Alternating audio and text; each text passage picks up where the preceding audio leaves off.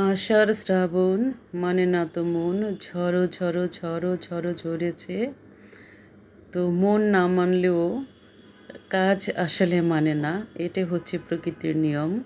তো কাজের জন্য আজ এই ঝড়ো ঝড়ো বৃষ্টির মধ্যেও বের হয়ে গেলাম গাড়ি নিয়ে। আজ যাব অনেক দূর দূরান্তে, ঢাকা থেকে অনেক দূরে। শুরু হয়ে গেল আমাদের যাত্রা। ঠিক সকাল 9:30টায় বের হয়ে গেলাম। সেই যেখানে যাব গাজীপুরের উদ্দেশ্যে।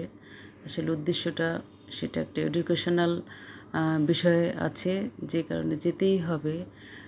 জাতীয় বিশ্ববিদ্যালয় গাজীপুর অবস্থিত যেখানে, সেখানটা হয়তো অনেকেই জানেন। তো এই রওনা হলাম কাজের উদ্দেশ্যেই। আসলে জরুরিভাবে না গেলেই নয়, মানে এত বৃষ্টি হচ্ছে, বৃষ্টির মধ্যে মানুষ বের হতে পারছে না, তারপরেও যেতে হচ্ছে। কারণ করার কিছুই নাই, কাজ তো কাজের তো কোনো বিকল্প নাই। আজকে কাজ না করলে হয়তো কালকে প্রবলেম হবে। তো যেই কারণে হচ্ছে সব প্রবলেম ছাপিয়েই আমরা রওনা হলাম।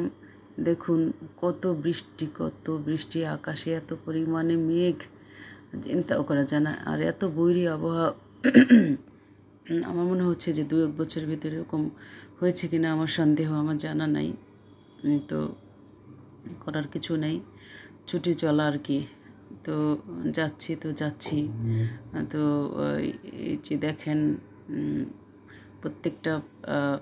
প্রত্যেকটা মিনিটে সেকেন্ডে বৃষ্টির পানি এসে আমার গাড়ি গ্লাস ভেদ করে আমার ভিতরে ঢুকছে। মনে হচ্ছে যে মানে এই বুঝে অনেক ঝড়। বৃষ্টি তো বটেই, কিন্তু এরকম বৃষ্টি যে ঝড়ের মতো, ঝড়ের বেগে বৃষ্টি, কিন্তু কিছুই করার নাই, যেতে হবে। তো সকালে অবশ্য রওনা হয়েছিলাম, একবার গিয়েছিলাম, সেখান থেকে আবার ব্যাক করে ঢাকায় এসেছি। ঢাকায় ব্যাক করে আবার গাড়ি নিয়ে ছুটে চলা।